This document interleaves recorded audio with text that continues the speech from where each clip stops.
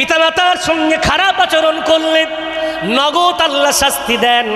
আবার পিতামাতার সাথে কেউ যদি ভালো আচরণ করে আমার আল্লাহ নগদ তাকে পুরস্কারও প্রদান করেন। জোরে বলা যাবে না। ঘটনাটা আপনাদের জানা শুধু তাজা হবে। অবস্থার পরিপ্রেক্ষিতে একটু স্মরণ করিয়ে দিই। মুসা আলাইহিস সালাতু ওয়াস সালামকে বলা হয় কালিমুল্লাহ। আল্লাহর কাছে একদিন আবদার করে বসলেন, আল্লাহ আমার জান্নাতের সাথী কে হবে? আল্লাহ আমি দুনিয়ায় থাকতে থাকতে ওই জান্নাতের সাথী সম্বন্ধে একটু জানতে চাই। আল্লাহ বললেন, মুসা অমুক এলাকার এক কসাই তোমার জান্নাতের সাথী। মুসার ভালো লাগলো না, আমি একজন কালিমুল্লাহ আল্লাহর নবী, আমার জান্নাতের সাথী একজন নবী হতেন, রসুল হতেন, কোন নেককার বান্দা বান্দি হতেন, কিন্তু আল্লাহ আমার জান্নাতের সাথী একজন গোশ বিক্রিকারী কসাই। আল্লাহ এমন কি তার আমল আছে একটু বলবেন? তো আল্লাহ বলছে মুসা শুনবে না দেখবে। মুসার সাথে আল্লাহর খুব কথা হতো, যেটা বলবেন না মন করলেই কথা বলতে পারতেন।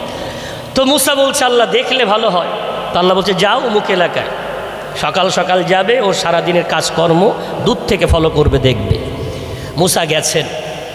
কি আমরা জানি সকালবেলা যখন কসাইরা পশু জবাই করে, তো জবাই করার পরে সারাদিন বেচা কেনা করার পরে যে গোশগুলো বিক্রি হয় না সেগুলো প্যাকেটে ভরে বাড়ি আসে।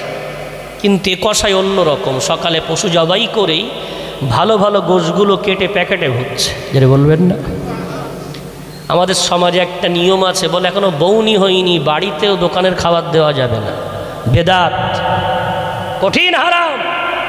বউনি বলে শরিয়াতে কিছু নেই। বিসমিল্লাহ বলে যে কাজটাই করেন প্রয়োজন, বিসমিল্লাহ শুধু বরকত। যেটা বলবেন। সুতরাং আল্লাহর বান্দা ভালো ভালো গোশগুলো কেটে প্যাকেটে ভরছে। দূর থেকে মুসা কালিমুল্লাহ দেখছেন দুপুরের মধ্যে সব গোশগুলো বিক্রি হয়ে গেছে। দোকান বন্ধ করে মানুষ আস্তে আস্তে যায়, কিন্তু কসাই আস্তে নয় বিরাট জোরে দৌড়ায়।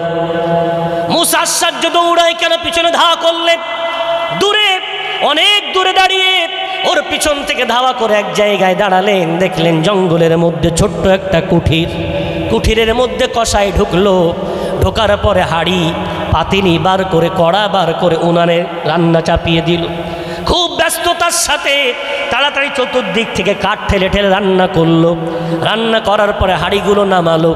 নামানোর পরে মুসা বলছেন আমি দেখলাম ঘরের মধ্যে গিয়ে একটা জীর্ণ শীর্ণ বৃদ্ধা মহিলা, মা যেমন বাচ্চাকে কোলে করে আদর করে কোলে করে বাইরে আনে, আমি দেখলাম কসাই ওই বৃদ্ধা মহিলাটাকে খুব যত্ন করে বাইরে আনলো। আমার বুঝতে দেরি হলো না, এই বৃদ্ধাটাই হলো ওই কসাইয়ের জনম দুখানি মা। ধরে বলা যাবে না। ওই কসাই মায়ের মুখগুলো পানি দিয়ে সুন্দর করে মুছিয়ে দিল।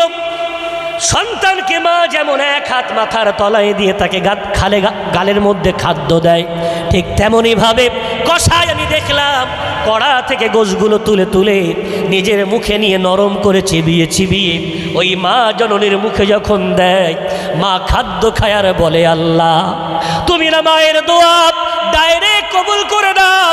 আমি মা জননী আমার বেটার জন্য একটাই দোয়া করি, আল্লাহ এই যুগের যিনি নবী, এই যুগের যিনি কালিমুল্লাহ মুসা, তার সাথে আমার বেটাকে জান্নাতের সাথী বানিয়ে দিও। জোরে জোরে বলা যাবে না। মা জননী দোয়া করে আর অপর দিকে মুসার চোখ দিয়ে টপ টপ করে পানি পড়ে। ও আল্লাহ আমি নারাজ নই, আমি অখুশি নই, আমি বড় আনন্দিত গর্বিত আল্লাহ এমন একজন কসাই আমার জান্নাতের সাথী। ও নিজের কারণে নয়, মায়ের দোয়ার বাদাউলাতে নবীর সাথী হতে পেরেছে। একটু জোরে জোরে বলা যাবে না ভাই আমার? তাহলে মা জননী পিতামাতা এমন এক নিয়ামত, কেউ যদি পিতামাতার সাথে খারাপ আচরণ করে দুনিয়াতে আল্লাহ নগদ তাকে শাস্তি দেয়। আবার কেউ যদি ভালো আচরণ করে আমার আল্লাহ তাকে জান্নাতি বানিয়ে দেন। ধরে বলবেন না, হাত ধরে নয় পায়ে ধরে বলব, যদি কারোর পিতামাতার সাথে খারাপ আচরণ করে রাখেন, বেঁচে আছে যদি পা ধরে গিয়ে ক্ষমা চাইবেন, হাজার কষ্ট হোক ক্ষমাটা চেয়ে নেন। আর যদি চলে গিয়ে থাকে, কবরে চলে গেছে, তো কিছু তো আর করার নেই, যখনই দান করবেন আল্লাহ এই দানটা আমার আব্বার নামে করছি, আমার মায়ের নামে করছি। আমি কথা মার সাথে খারাপ আচরণ করেছিলাম, খারাপ ব্যবহার করেছিলাম, আল্লাহ তুমি আমার অপরাধটা মাফ করে দিয়ে এই দানটা আমার মা বাপের জন্য সাদকায়ে জারিয়া বানিয়ে দাও। যদি মরে যায় তাদের নামে এভাবে দান করে আল্লাহর কাছে ক্ষমা চাই। নাম্বার 2, নেককার হতে গেলে 4টে গুণ দরকার বলেছিলাম। 4 নম্বরে আল্লাহর কোনো সৃষ্টি জীবকে কষ্ট দেব না।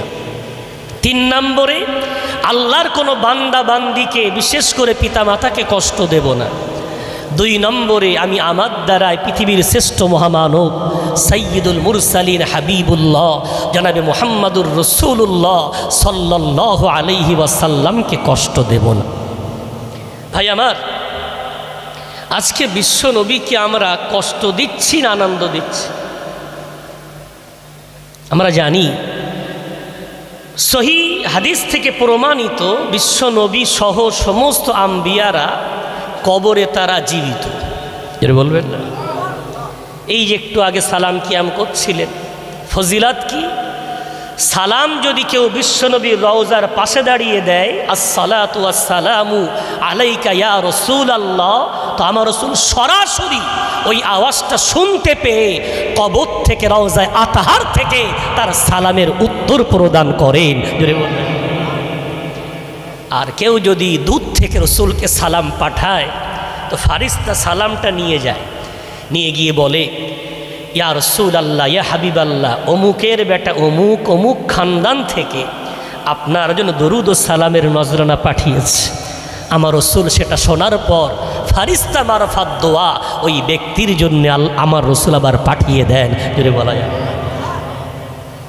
তাহলে আমাদের ভালো কাজ যদি রসুলের কাছে পেশ করা হয়, আমাদের মন্দ কাজগুলো পেশ করা হয় না তো? বিশ্ব নবীকে আমরা কষ্ট দিই না তো?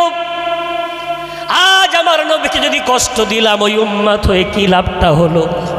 আমার নবী 63 বছর জীবনে আরাম পাইনি। জন্মগত বাপ হারাপ, 5 বছরে মা খারাপ, 8 বছরে দাদু হারাপ। আমার রসুল কষ্টে কষ্টে দিন কেটেছে। আমার রসুল তার দাঁত শহীদ করেছেন, গোটা দেহকে রক্তাক্ত করেছেন আমার রসুল উম্মতের জন্যে। ওই রসুলকে যদি উম্মত হয়ে কষ্ট দিলাম, হতভাগা উম্মত বেড়ে যাব। আজকে বড় ব্যথার সাথে বলতে হয়, আমার সমাজের ভাই বাবাজি, আমার নওজোয়ান যুবক বন্ধুরা, ইসলাম না জানার কারণে, শরিয়াত না জানার কারণে ওরা মনে করছে হয়তো এটা হয়তো অনেক সওয়াবের কাজ, কিন্তু তার দ্বারাই আমার রসুল কষ্ট পাচ্ছেন কিনা এটা তারা কোনোদিন ভেবে একবার দেখিনি। আমি রিসেন্ট 2-3 মাস খুব ব্যথিত হৃদয় নিয়ে যেখানে গেছি একটু বলার চেষ্টা করেছি। রিসেন্ট দেখতে পাচ্ছি চতুর্দিকে আই লাভ মোহাম্মদ সাল্লাল্লাহু আলাইহি ওয়াসাল্লামের ব্যানার লাগানো আছে, দেখছেন না? এখানেও ঢুকতে গিয়ে দেখলাম। প্রথমত এই যে ব্যানারটা লাগিয়েছি কেন? কারণ উত্তরপ্রদেশের যোগী আদিত্যনাথ এই কথা লেখার জন্যে, বলার জন্যে আমার কিছু মুসলমানকে অ্যারেস্ট করেছে, জেলে দিয়েছে। তার প্রতিবাদ করতে গিয়ে আমার সমাজের একদল ভাই বাবাজি তারা বোঝাতে চেয়েছে চতুর্দিকে লিখে দিয়ে বুঝিয়ে দেব ভারতবর্ষের জেলখানার জায়গা বেশি না মুসলমানের সংখ্যা বেশি, তাই তারা এটা করেছে। এখন কতটা শরিয়াত সম্মত, জায়েজ না জায়েজ আপন জায়গায়। আমি কয়েকটা ব্যথার কথা বলছি, যদি জায়েজ বলে দিতে পারেন তাহলে আমি আমার কথা ফিরিয়ে নেব, উইথড্র করে নেব। আমি দেখেছি ওই ব্যানার ঝড়ে ছিঁড়ে যাওয়ার পরে রাস্তায় পড়েছে। কুকুর তার মুখ দিয়ে ব্যানারটা ধরে মুহাম্মদ সাল্লাল্লাহু আলাইহি ওয়াসাল্লামের নামটাকে মাঝখান থেকে ফেড়ে টানতে টানতে নোংরা আবর্জনা ড্রেনে ফেলে দিয়েছে। ওতে লেখা আছে মুহাম্মদ, নিচে লেখা আছে সাল্লাল্লাহু আলাইহি ওয়াসাল্লাম। পোস্টার দেওয়ালের গায়ে মেরেছে আটা ছাড়িয়ে, পোস্টারটা রাস্তায় পড়ে গড়াতে গড়াতে পায়ের তলায়, জুতোর তলায়, গাড়ির তলায় মানুষ এভাবে পা দিয়ে মারাচ্ছে। তাতে লেখা আছে মুহাম্মদ সাল্লাল্লাহু আলাইহি ওয়াসাল্লাম। আমি একটু ব্যথিত হৃদয়ে প্রশ্ন করতে চাই, ও আমার যুবক ভাইরা, ব্যানার ঝুলিয়ে যারা রসুলের মহব্বত দেখাতে চেয়েছেন, আপনাদের কাছে আমার ব্যথিত হৃদয় নিয়ে প্রশ্ন, আমার নবীর নামটা ওই নোংরা ডেরে পড়ে থাকার জন্যে যোগী আদিত্যনাথ দায়ী না আপনাদের মতো ইসলাম না জানা এই সমস্ত মুসলমান যুবকগুলো দায়ী? পোস্টারগুলো পায়ের তলায় গাড়ির চাকার তলায় মারানোর জন্যে যোগী আদিত্যনাথ দায়ী না আমাদের মতো ইসলাম না জানা যুবক ভাইগুলো দায়ী? ওতে আবার লিখেছে ইংরাজিতে আই, আবার তারপরে লাভটা লিখে নিয়ে একটা দিলের চিহ্ন দিয়েছে। ভাই আমাকে এটা বুঝতে হবে, ধরে নেন আপনি একজন ইমাম সাহেব, তো ইমাম সাহেবের একটা সম্মান আছে। তাকে যদি কেউ রাস্তায় ফুটপাতে চায়ের দোকানে বসে ওই কাপে চা খেতে দেয় যে কাপটা সবাই পান করে, সম্মান দেওয়া হলো না অসম্মান করা হলো? অসম্মান। কেন? ওই চায়ের কাপ যে কাপে সারা দেশের মানুষ চা পান করে, ওই কাপটা ইমাম সাহেবকে দেওয়া ঠিক হয়নি। কোনো কাগজের কাপ অথবা কোনো স্পেশাল কাপ দেওয়া উচিত ছিল। ওইখানে না বসিয়ে আলাদা কোনো একটা ঘরে বসে যদি একটু বসেন, একটু চা আনছে আপনার জন্য। একটা ইমাম সাহেবের যদি এই মর্যাদা হয়, একবার ভাবলেন না ওই যে দিলের চিহ্নটা, ওই দিলের চিহ্ন তারা লাগে যারা শরিয়াত মানে না, লাভ ম্যারেজ করে, শরিয়াত বিরোধী হারাম প্রেম বিনিময় করে, ওরা এই চিহ্নটা ব্যবহার করে।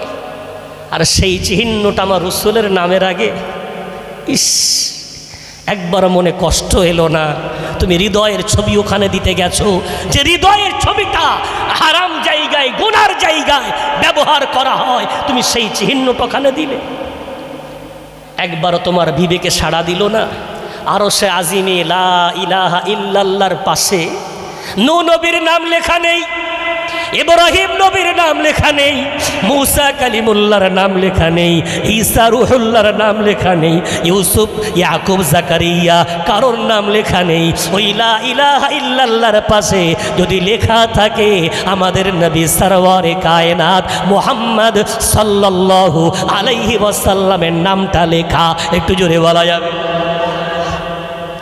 তুমি যে সাল্লাল্লাহু আলাইহি ওয়াসাল্লাম ব্যানারে লিখলে, হাই রোড তুমি ঝুলিয়ে দিয়েছো ব্যানার, লোড গাড়িগুলো যেতে গিয়ে তাতে এমন করে আঘাত করেছে সাল্লাল্লাহু আলাইহি ওয়াসাল্লামের টুকরোটা ফেটে রাস্তায় পড়ে ড্রেনে উড়ে গিয়ে পড়েছে। সাল্লাল্লাহু আলাইহি ওয়াসাল্লাম মানে বিশ্বনবীর আবু দাউদ শরীফের রিওয়ায়েত, আমার রাসূল বলেছেন মান সাল্লা আলাইয়া সালাতান ওয়াহিদাতান সাল্লাল্লাহু আলাইহি বিহা আশরান, আমার উম্মত একবার আমার উপরে সাল্লাল্লাহ বলে আল্লাহ তার উপরে 10-10টা রহমত নাজিল করে দেয়। জোরে জোরে বলা যাবে? আরে ওই নবীকে তুমি সম্মান দিতে পারলে না, দুঃখ ছিল না, কষ্ট দিচ্ছ, পায়ের তলায় মারানো হচ্ছে, নবীর নামটা ডেরেনে ভাসছে, তুমি প্রতিবাদ করতে চেয়েছো ব্যানার ঝুলিয়ে নয়, ঝুলিয়েছিলে যেদিন প্রতিবাদে গিয়েছিলে, এসে খুলে রাখতে পারতে, আদবের সাথে যেখানে রাখলে আদব বজায় থাকে সেখানে রাখতে পারতে। ওইভাবেই দুনিয়ার রাজনীতি মঞ্চদের যেমন ছবি ঝোলে ছিঁড়ে পড়ে থাকে, এই দেখো গলায় ফুলের মালা, পরক্ষণেই জুতোর তলায়। রসুল কি অমন নেতা? আরে রসুল তো অমন নেতা নন, তিনি কখনো পায়ের তলায় আসার যোগ্য নন, তার জন্য জীবন কেটে দিতে ওই নবী পায়ের তলে পড়ুক, এটা ইমানদারের শান হতে পারে না। মনে পড়ে না খালিদ বিন ওলীদের ইতিহাস? যুদ্ধের ময়দানে খালিদ বিন ওলীদ তীব্র বেগে যুদ্ধ করছে, শত্রু তলোয়ার মারে, খালিদ বিন ওলীদ প্রতিহত করেন, খালিদ বিন ওলীদ মারেন, শত্রু প্রতিহত করে। হঠাৎ করে খালিদ বিন ওলীদের মাথাটা নিচুর দিক পিছন দিকে একটু হেলে গেছে, মাথার পাগড়ি পড়ে গেছে। খালিদ বিন ওলীদ ওই মুহূর্তে ঘোড়ার পিঠ থেকে নিচে চাপ দিয়ে পড়েছেন, লাফ দিয়ে পড়েছেন, জাম দিয়ে তাড়াতাড়ি করে ওই পাগড়িটা তোলার জন্যে খালিদ বিন ওলীদ অতি দ্রুত উদ্যত হয়ে পড়েছেন। শত্রু উপরে, নিচের কোনো শত্রুকে মারতে আর দেরি হয় না, সহজ হয়ে যায় ঘোড়ার পিঠ থেকে নিচে কোনো মানুষকে হত্যা করা। শত্রু তাড়াতাড়ি তলোয়ার উঠিয়ে খালিদ বিন ওলীদের গলার কাছে তলোয়ার নিয়ে গদ্দান উড়িয়ে দেবে ভেবে তলোয়ারটা রুকে রাখল। এখানে তলোয়ার ধরা। খালিদ তীব্র বেগে যুদ্ধ করতে গিয়ে তুমি লাফ দিয়ে পড়লে, জাম দিয়ে পড়লে, কি আছে তোমার পাগড়িতে? পাগড়ি এত বরকত। খালিদ বিন ওয়ালিদ তাড়াতাড়ি পাগড়িটা বুকে জড়িয়ে ধরে বলছে, ভাই তুমি জানো এটা সাধারণ কোনো পাগড়ি নয়। আমার রাসূল বিদায়ী হজের দিনে নেড়া হওয়ার পরে তার চুল মোবারক সাহাবাদের মাঝে বন্টন করে দিয়েছিলেন। আমি খালিদ বিন ওয়ালিদ, আমার ভাগ্যে দুইটা চুল আমার নসিবে এসেছিল। ওই দুইটা চুল আমি আমার পাগড়ির মধ্যে নিজে হাতে আমি সেলাই করে রেখে দিয়েছিলাম। আমি যখন ওই পাগড়ি পরে যুদ্ধের ময়দানে যাই, আল্লাহকে বলি, আল্লাহ যে পাগড়ির মধ্যে তোমার নবী সাল্লাল্লাহু আলাইহি ওয়াসাল্লামের চুল মোবারক আছে, ওই পাগড়ি পরিধান করা সাহাবাটাকে কোনো যুদ্ধের ময়দানে তুমি যেন পরাজিত করো না। আমি খালিদ আজ পর্যন্ত কোনো যুদ্ধের ময়দানে পরাজিত হইনি, পরাস্ত হইনি। তার কারণটা আমি বিরাট শক্তিশালী নই, ওই আমার রাসূলের চুলের বরকতে এই মাথাটা আল্লাহ কোনোদিন বাতিলের সামনে নত হতে দেয়নি। জোরে জোরে বলা যাবে না। আমি খালিদ বিন ওয়ালিদ ওই জন্যে পাগড়িটা তুলে বুকে জড়িয়ে নিলাম। আমার গদ্দান উড়ে যাক, এটা আমার কাছে সহজ ব্যাপার, এটা আমার কাছে নরমাল ব্যাপার, কিন্তু আমার রাসূলের চুলের উপরে আমার ঘোড়া পা তুলে দিক, আমি খালিদ বেঁচে থাকতে এটা কোনোদিন বরদাস্ত করতে পারবো না। এটা জোরে জোরে বলা যাবে। বিশ্বনবীর হাতে গড়া সাহাবা তারা, বিশ্বনবীর চুলের উপরে আঘাত আসুক এটা তারা সহ্য করতে পারেনি। আজ সেই রাসূলের নামের উপরে আঘাত করা হবে, সহ্য করা যাচ্ছে, কলিজা ফেটে যাচ্ছে। উম্মত, নবীকে তুমি যদি সম্মান না দিতে পারো, না দাও, কষ্ট তো দিও না।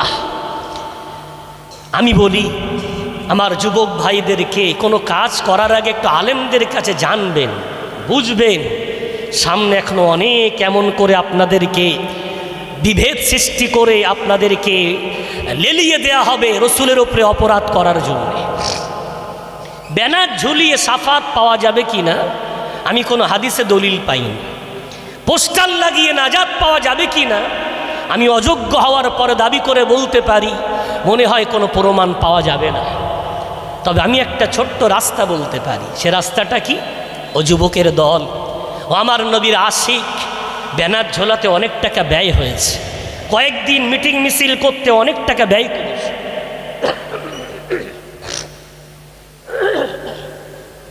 এসো না, যে রাস্তাটা বলছে এই রাস্তায় গেলে রাসূলের শাফাত পেয়ে যাবে।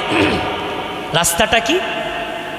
যোগী আদিত্যনাথকে ব্যানার ঝুলিয়ে প্রতিবাদ করাচ্ছে, এই প্রতিবাদ করি। ও তো কোথায় ঘুরবে না ঘুরবে আল্লাহ ভালো জানে। তবে দুনিয়ায় আমরা বার হলে নিয়ত করতে পারি, আজ থেকে মুখের এই দাড়িকে বলবো আই লাভ মুহাম্মদ সাল্লাল্লাহু আলাইহি ওয়াসাল্লাম। মুসলমান মানে আজ থেকে কোন মুসলমান এই দাড়িতে আর খুর দেবে না, ওই দাড়িতে আর খুর চালাবে না। বাইরে বার হলেই বুঝতে পারবে এর মুখে এত সুন্দর ছেড়ে দেওয়া দাড়ি মানে এ কারোর গোলাম, মুহাম্মদ সাল্লাল্লাহু আলাইহি ওয়াসাল্লাম। একটু জোরে বলা যাবে না? মিডিয়া দেখে নিক, ভারত সরকার দেখে নিক, যোগী আদিত্যনাথ দেখে নিক। ওই নাম লিখলে যদি জেলখানায় যেতে হয়, ওই নবীর নাম লিখে নয়, ওই নবীর স্লোগান দিয়ে নয়, ওই নবীর সুন্নাত মুখে ধারণ করে বাইরে বার হব। দেখতে চাই তোমাদের জেলখানায় কত জায়গা আর মুসলমানের সংখ্যা কত, এটা আমরা রাসূলের সুন্নাত মেনে দেখিয়ে দেব। জোরে বলা যাবে না? আসেন না রাসূলের সুন্নাত এই মুখের দাড়িকে বলি আই লাভ মুহাম্মদ সাল্লাল্লাহু আলাইহি ওয়াসাল্লাম। মাথার টুপিকে বলি আই লাভ মুহাম্মদ সাল্লাল্লাহু আলাইহি ওয়াসাল্লাম। সুন্নতি পোশাককে বলি আই লাভ মুহাম্মদ সাল্লাল্লাহু আলাইহি ওয়াসাল্লাম। মসজিদের শূন্য কাতার চিৎকার করছে, আছে নাকি রাসূলের উম্মত? আমি মসজিদ আজকে ক্ষুধার্ত, আমি মসজিদ আজকে ফরিয়াদ করছি, আছো নাকি রাসূলের উম্মত? ওই কাতারকে বলি আই লাভ মুহাম্মদ সাল্লাল্লাহু আলাইহি ওয়াসাল্লাম। যদি বলতে পারি মদিনার কামলিওয়ালা হায়াতুন নবী, মদিনা থেকে চিৎকার করে করে বলবেন মা মান আহাব্বা সুন্নতি ফাকাদ আহাব্বানি ওয়া মান আহাব্বানি কানা মাই ফিল জান্নাহ। যে আমার সুন্নাত ভালোবাসলো, হোক না আবু বকর, হোক না ওমর, হোক না খালিদ, হোক না আবু আইয়ুব আনসারী, আর হোক না এই জামানার উম্মত, আমার সুন্নাত ভালোবাসলো মানে আমাকেই ভালোবাসলো, আর আমাকে ভালোবাসলো মানে আমার সাথে জান্নাতে পাশাপাশি থাকবে। একটু জোরে বলা যাবে না? আসেন আমরা হৃদয় থেকে ওই রসুলকে যদি ভালোবেসে থাকি, নাটক বন্ধ করে ব্যানার ঝোলানো, পোস্টার ঝোলানোর আগে রসুলের সুন্নাতকে নিজের জীবনে এনে দিই। রসুল করিম চিৎকার করে করে বলবেন, মান আহইয়া সুন্নতি ইন্দা ফাসাদি উম্মতি ফালাহু আজরু মিয়াতি শাহীদিন। আমার কোন উম্মত যদি আমার কোন মৃত সুন্নাতকে জীবিত করতে পারে, আমার আল্লাহ পাক রব্বুল আলামিন তার আমলনামায় 100 শহীদের নেকি লিখে দেবেন। একটু জোরে জোরে বলা যাবে না? আসেন অঙ্গীকার করি, রসুলকে সম্মান না দিতে পারলে রসুলকে আর কষ্ট দেব না, বিশ্বনবীকে অপমান হতে দেব না, বিশ্বনবীর নাম নিয়ে ছিনিমিনি খেলতে দেব না। এ ব্যাপারে কিভাবে ভালোবাসবো অনেক দৃষ্টান্ত আছে, কিন্তু আমি নিরুপায় হয়ে যাচ্ছি। আমার সামনে অনেকগুলো দায়িত্ব, আবার সেই সাথে ঘড়ির কাঁটা আঠুরিয়া জামে মসজিদের এখানে একটু দ্রুত চলছে। আমি টানতে চাচ্ছি, ও আরও দ্রুত বেরিয়ে যাচ্ছে। কথা শুরু করতে না করতেই 1.5 ঘন্টা হতে যাচ্ছে। আমার কাছে আসলেই একটা সুন্দর অনুরোধ জানানো হয়েছে, বিষয়টা নিয়ে একটু বলতে হবে। তবে আলোচনাটা একদম আর মিনিট 5-7 মধ্যে আমি গুটিয়ে নিতে চাইছি। আল্লাহ পাক রব্বুল আলামিন সমাজ উত্তমভাবে গঠন করার জন্যে, উত্তম আদর্শ সমাজ গঠন করার জন্যে আমাদেরকে একটা পজিটিভ, একটা নেগেটিভ রাস্তা বলেছিলেন, একটা করণীয়, একটা বর্জনীয়। করণীয় আল্লাহ বলেছিলেন নেকির কাজে, খোদার ভয়ের কাজে সাহায্য করবে, অন্যায়ের কাজে, পাপের কাজে, সীমা লঙ্ঘনের কাজে কোনোদিন সাহায্য করবে না। নেকি কাকে বলে? ওই নেকি নিয়ে ব্যাখ্যা দিতে গিয়ে এতক্ষণ সময় চলে গেল। নেককার হতে গেলে 4টে গুণ দরকার হয়, সেটা হলো উত্তম চরিত্রবান হওয়ার গুণ। নম্বর 1, আমার দ্বারায় আমি আল্লাহর কোনো সৃষ্টিজীবকে কষ্ট দেব না। নাম্বার 3, আল্লাহর কোনো বান্দাকে কষ্ট দেব না। নাম্বার 2, পৃথিবীর শ্রেষ্ঠ মহামানব নবী আখিরি নবী সরওয়ারে কায়নাতকে কষ্ট দেব না। এখন একটা পয়েন্ট বাকি আছে, সেটা হলো আমি আমার দ্বারা আল্লাহকে কষ্ট দেব না। কি করে বুঝবো যে আমার এই কাজে আল্লাহ খুশি, এই কাজে আল্লাহ নারাজ? কি করে বুঝবো? বোঝার জন্য আমার সঙ্গে সবসময় আলেমরা থাকেন, মুফতি সাহেব থাকেন। আমি জিজ্ঞাসা করব যে এটা করা জায়েজ না না জায়েজ, এটা ভালো না মন্দ, কাকে জিজ্ঞাসা করব? খোদার দরবারে শুকরিয়া আদায় করবেন, কপালটা মাটিতে দিয়ে শুধু কাঁদবেন আর বলবেন, আল্লাহ তুমি কোরআনে বলেছো 13 পারা 18 পৃষ্ঠা সূরা ইব্রাহিমের মধ্যে, ওয়াইন তাউদ্দু নি'মাতাল্লাহি লা তুহসুহা, আল্লাহর নিয়ামত যদি গুনতে চাও সংখ্যা ফেল হয়ে যাবে, আল্লাহর নিয়ামত গুণে শেষ করা যাবে না।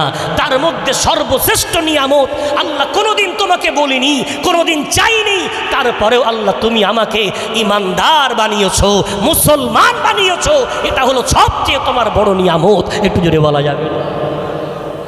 এই নিয়ামতের জন্য কাঁদবেন, শুকরিয়া আছে। আমরা বলি না আলহামদুলিল্লাহ, তো আলহামদুলিল্লাহ বলতে হয়। আলহামদুলিল্লাহি আলা নি'মাতিল ইসলাম, আলহামদুলিল্লাহি আলা নি'মাতিল ঈমান, আলহামদুলিল্লাহি আলা নি'মাতি তিলাওয়াতিল কুরআন, আলহামদুলিল্লাহি আলা আদাইস সালাতি ফরজিস সালাহ। এভাবে আল্লাহ পাক রব্বুল আলামিনের নিয়ামতের শুকর। ও আল্লাহ তোমার দরবারে হাজার শুকরিয়া, মুসলমান হওয়ার জন্যে, ইমানদার হওয়ার জন্যে, কোরআন পাঠকারী হওয়ার জন্যে, ফরজ সালাত নামাজ আদায় করার জন্যে আল্লাহ তোমার দরবারে শুকর। তুমি করিয়ে নিলে বলে পারলাম, আর না তাই কোনোদিন আমরা পারতাম না। এটা আল্লাহর নিয়ামত।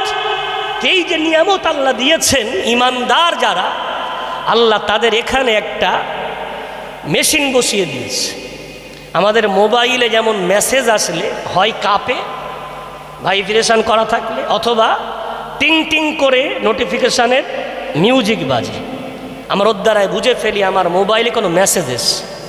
ঠিক তদ্রূপ এই অন্তরে রাসূলের হাদিস, ইমানদার ভালো কাজ করলে আনন্দ অনুভব করে, আর পাপ করলে এখানে একটা বাধা সৃষ্টি হয়, খটাক করে আটাক আসে, আল্লাহর তরফ থেকে একটা বাধা সৃষ্টি হয়।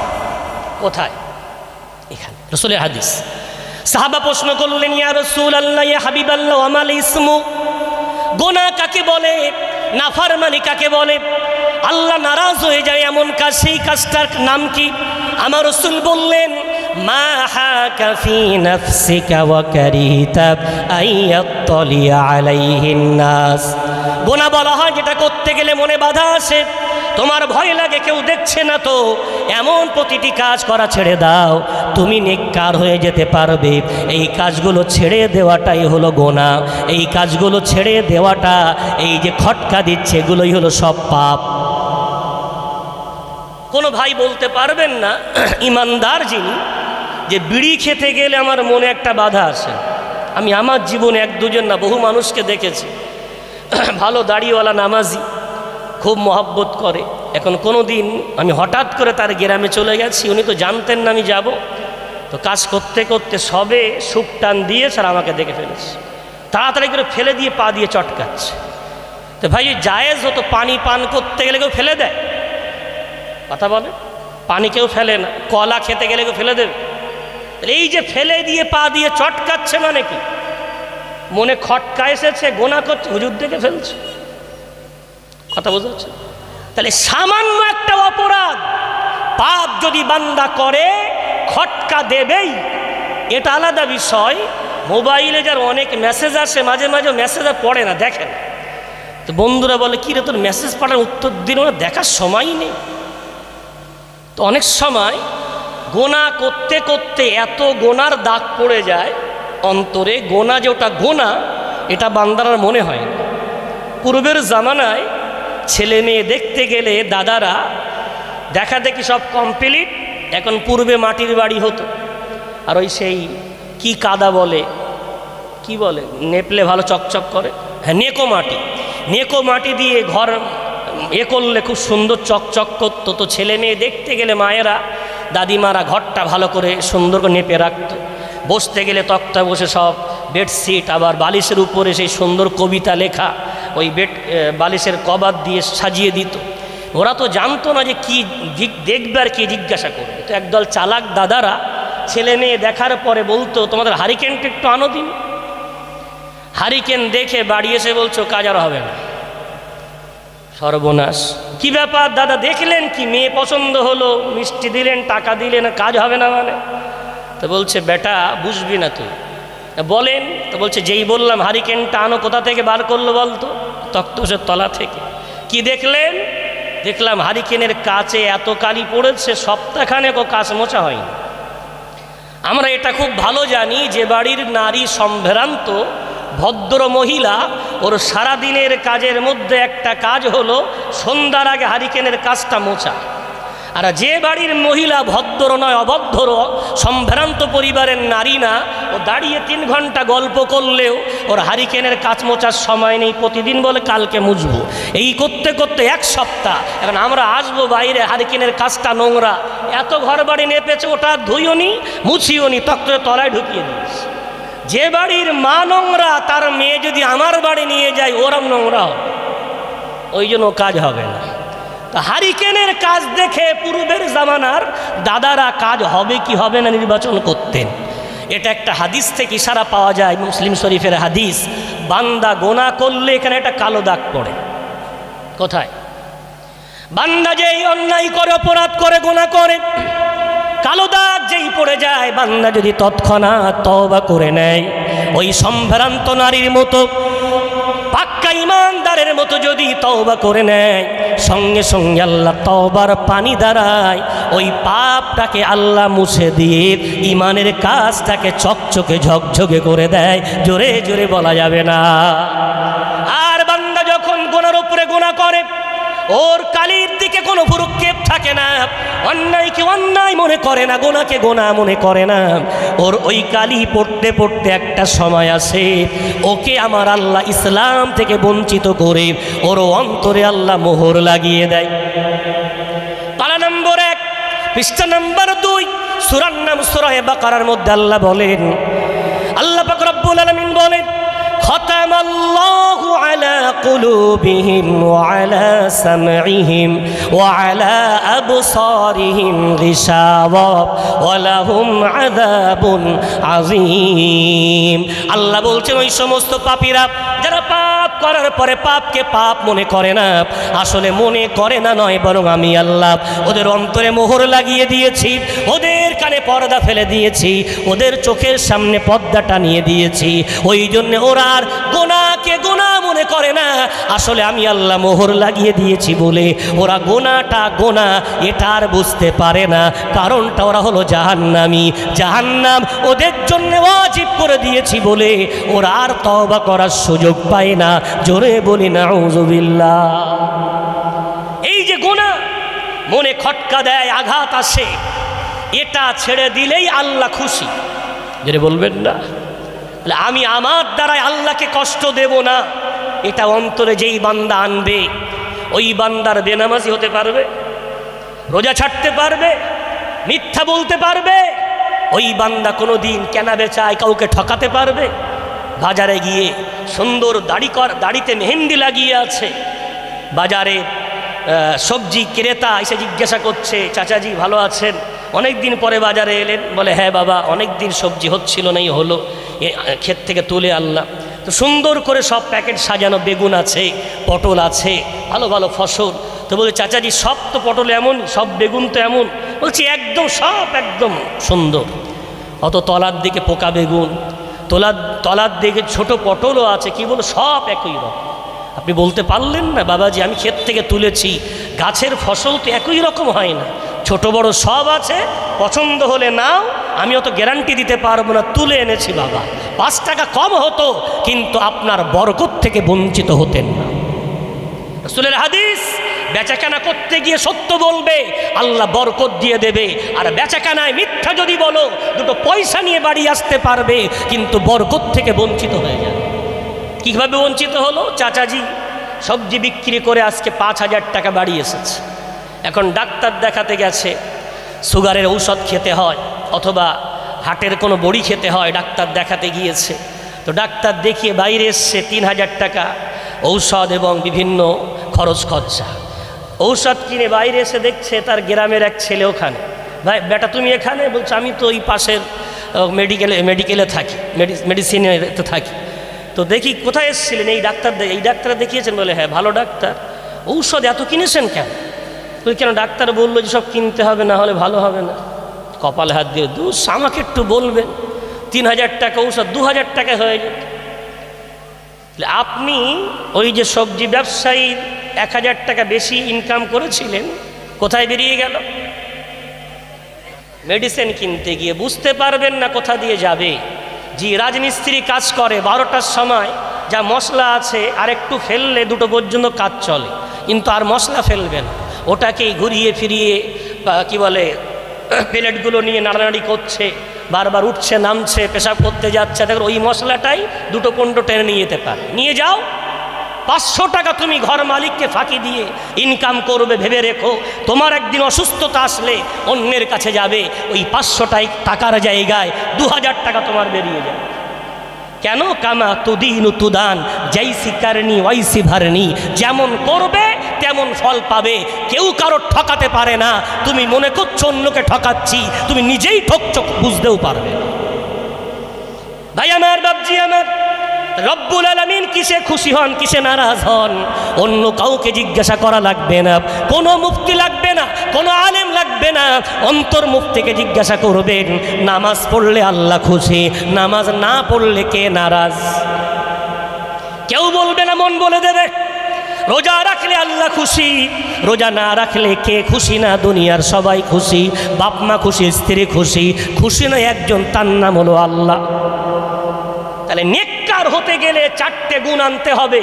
আল্লাহর কোনো সৃষ্টিজীবকে কষ্ট দেব না, আল্লাহর কোনো বান্দাকে কষ্ট দেব না, আমাদের নবী আখিরি নবী সাল্লাল্লাহু আলাইহি ওয়াসাল্লামকে কষ্ট দেব না, আল্লাহকে কষ্ট দেব না। এই 4টে গুণ যদি বান্দা তার জীবনে আনতে পারে, ওই বান্দাটা অটোমেটিক আল্লাহর কাছে নেককার বেনে যাবে। একটু জোরে বলা যাবে।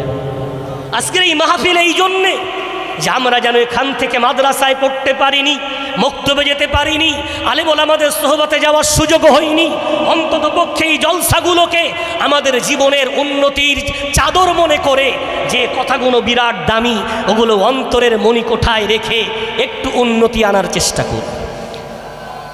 তাকবীর দেন, নারায়ে তাকবীর, নারায়ে তাকবীর। সিলসিলায়ে হক মুজাদ্দিদে জামান, সিলসিলায়ে হক মুজাদ্দিদে জামান, আওলাদে মুজাদ্দিদে জামান, নারায়ে তাকবীর, নারায়ে তাকবীর। আলহামদুলিল্লাহ।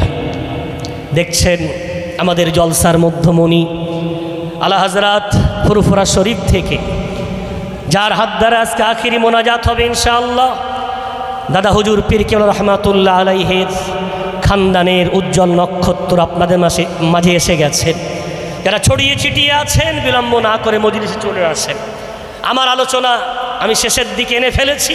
তাহলে আল্লাহ বললেন সমাজ গঠন করতে হলে নেকির কাজে সহযোগিতা করো, খোদার ভয় বাড়ে এমন কাজে সহযোগিতা করো, ওই কাজে সহযোগিতা করো না যে কাজ করলে আল্লাহ নারাজ হয়, সীমা লঙ্ঘন হয়, এমন কাজে সহযোগিতা করো না। আজকে এই মাহফিলটা যদি না হতো, এই যে আলেমদের কথাগুলোকে আপনারা শুনতে পেতেন, এই যদি মাহফিলটা না হতো, তাহলে এই সমস্ত আলেম ওলামাদের কাছ থেকে যে শরীয়তের জ্ঞানটা পাচ্ছেন পেতেন। আমরা অনেকে সমাজে দেখতে পাই বলে জলসা দেওয়া বেকার, কোনো লাভ নেই। ভাই যারা বলে ওদের হয়তো সঠিকভাবে জানা নেই। জলসা জলসার মতো হলে, এই যেমন কাঁধে কাঁধ দিয়ে বসে আছেন, ভরে বসে আছেন, বসতে যদি পারি, শুনতে যদি পারি, তো আমার আল্লাহ হেদায়েত দিতে তার কোনো দেরি হয় না, যে কোনো মুহূর্তে আল্লাহ ওই বাহানায় হেদায়েত দিয়ে দিতে পারেন। যদি বলা যায় বিরাট লাভ আছে, যাদের চোখ নেই তারা এমন কথা বলে। যাই বা হোক, আমি আপনাদের কাছে আমার আলোচনার একটা পার্ট আছে, গোনার কাজ, সীমা লঙ্ঘনের কাজে সহযোগিতা করো না। ওটা আজকে হয়তো আর বলতে পারবো না, তবে যদি একটু সঙ্গ দেন, আমাকে মসজিদ কমিটির পক্ষ থেকে একটা অনুরোধ জানানো হয়েছে। আসসালামু আলাইকুম প্রিয় ভাইজান, আপনার আলোচনার পরে মসজিদের উন্নতি কল্পে এবং আগামী বছর ইসালে সাহাবের জন্য একটু কালেকশান করতে হবে, দান তুলতে হবে। মসজিদের উন্নতি কল্পে, মসজিদে নেকির কাজ হয় না গোনার কাজ হয়? কথা বলে।